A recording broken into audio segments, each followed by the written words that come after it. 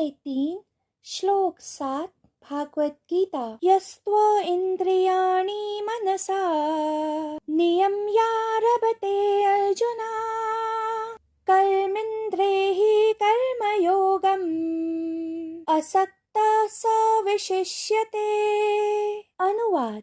किंतु हे अर्जुन, जो व्यक्ति मन से इंद्रियों को वश में करके अनासक्त हुआ समस्त इंद्रियों द्वारा कर्मयोग का आचरण करता है, वही श्रेष्ठ है। व्याख्या।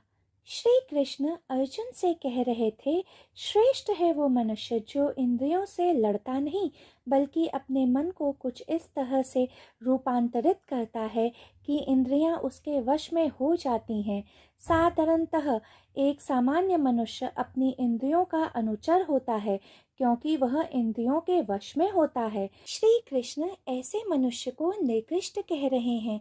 उनके अनुसार उसे तो मनुष्य कहे जाने का अधिकार भी नहीं है।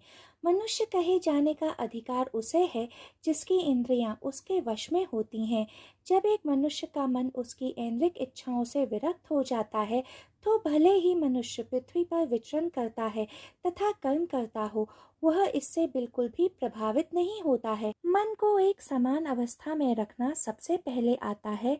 उसके उपरांत भौतिक शरीर तथा इंद्रियों का नियंत्रण एक प्राकृतिक प्रभाव के रूप में अपने आप आ जाता है।